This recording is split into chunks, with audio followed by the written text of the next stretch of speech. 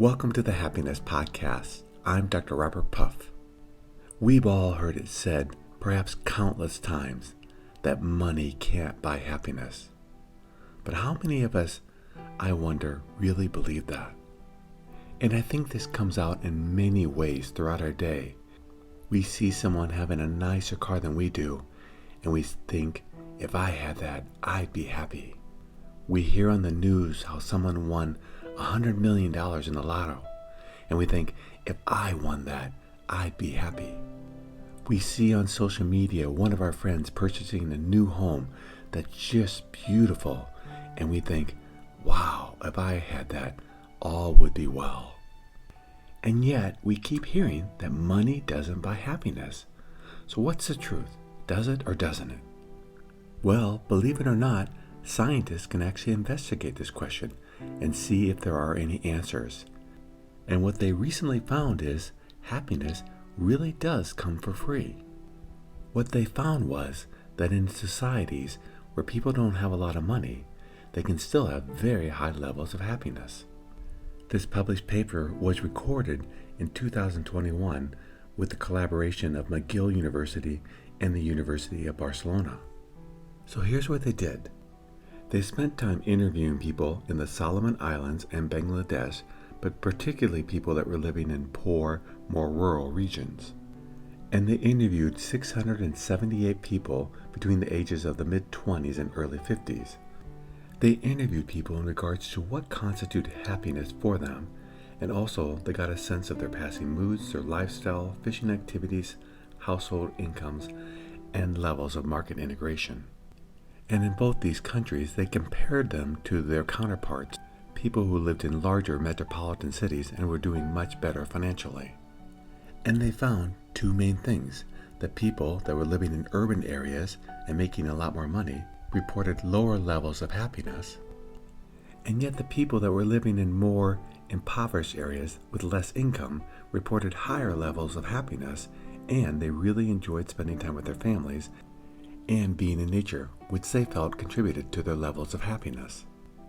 The researchers concluded that actually in these poorer countries where people in the urban areas were getting ahead financially, it may actually be detrimental to their levels of happiness, which supports the concept that happiness is not principally related to economic output.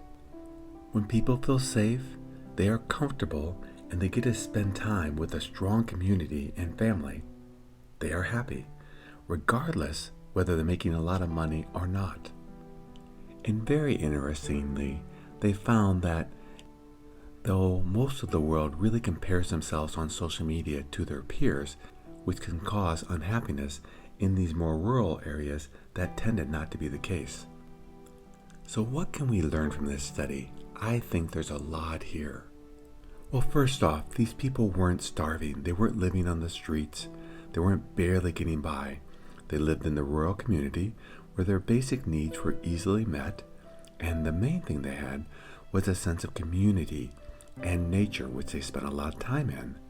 These two factors seem to really add to the level of overall reported happiness. Acquiring more things, wanting more things, wishing for more things, they weren't really prevalent there. What they were doing is living their lives well and finding satisfaction and happiness in a more rustic yet very supported community. Can you imagine the choices we would make differently if we really believed this? It's not that we wouldn't necessarily want to go to university and find a good job that would support us and our family. It's just the emphasis would be on not the things, but family and friends, a sense of community, people that we reach out to, spend time with, laugh with, play with, and support us during difficult times. And then having free time to be in nature, to enjoy life, to just saunter through life and say, life is good.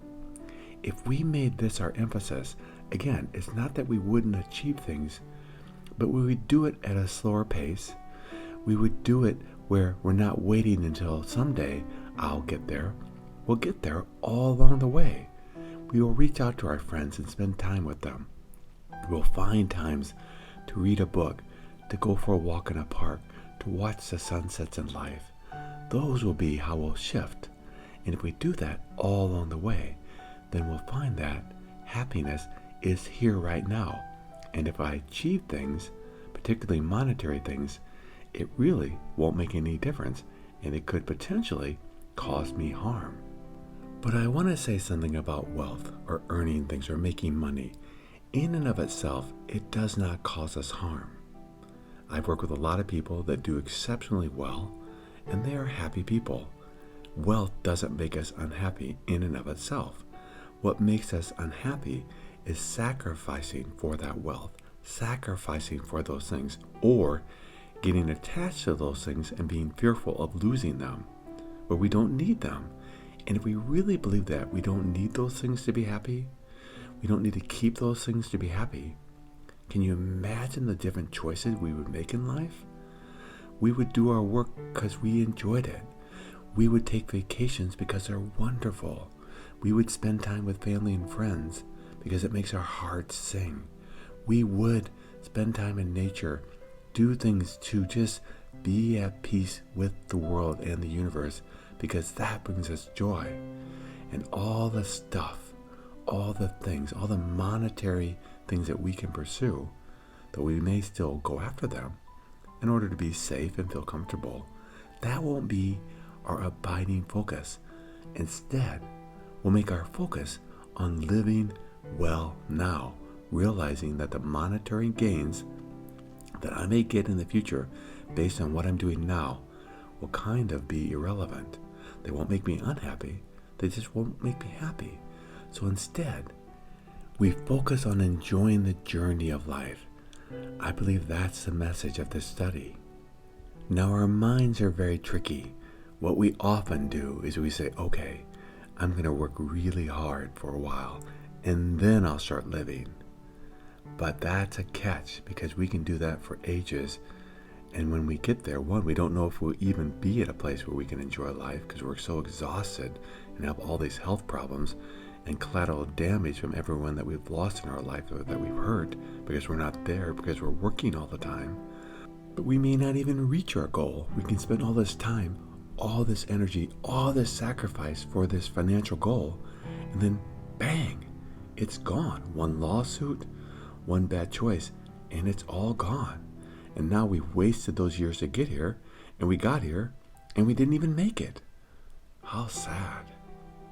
One of my favorite stories that I ever heard that really illustrates this point is about a man who fishes. He has a small boat. He goes out in the ocean. He fishes for a while, comes back, has enough fish to eat, and he's just sitting at the beach, enjoying his fish and enjoying the beautiful nature around him. And this rich man sees him and says, "What are you doing? Did you know if you kept fishing all day long, you could make a lot more money because you could come back and not only just eat your fish, you could sell the extra that you had from working all day.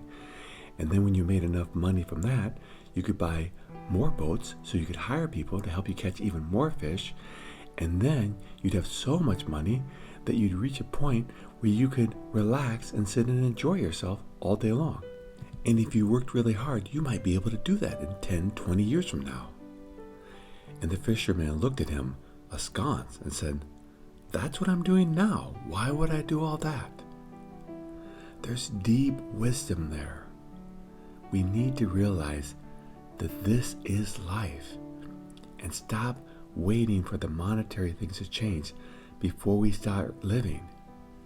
Right now, the world is going through very difficult financial times, but that doesn't mean we have to suffer emotionally.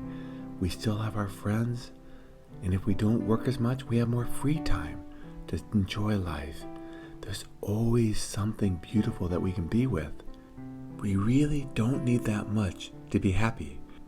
We need people in our lives that we can laugh with, play with, have fun with, and we need to spend time just soaking up life, really enjoying the beauty all around us. Those are the two main things that we need. And they're available to any of us in all times of our life, no matter what. We have to work towards it. We have to make it our priority. But if we do make that our focus, then the things in life don't really matter. If we're older and we're living in a retirement community, then we have our friends to spend time with and activities we can do with them. If we're younger and having a hard time getting by financially, perhaps we'll sell everything and get a van, convert it into a livable space, and travel and explore, working part-time when we need money, but mostly just really savoring life and enjoying all the beauty around us. There are so many people doing this, and they're having such a lovely life. It isn't perfect, but they're doing things that they love instead of acquiring things to be happy. Monetary gains in the long run don't make any difference. They're not what's going to bring us happiness. And if we realize that, we'll say, what am I going to do today to find joy and happiness in my life? Not what will I do in the future, what can I gain in the future, but right now, can I call up a friend and go for a walk with them? Can I make a dinner for my friends and have them over? Can I go outside and watch those beautiful sunsets every day? Can I build a small fire and read a book by it? These are the type of things that are going to bring us happiness. They're so simple.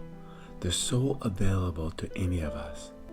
We just have to be careful not to compare ourselves to others, not to wish we had more because they have more, thinking that that will bring us happiness.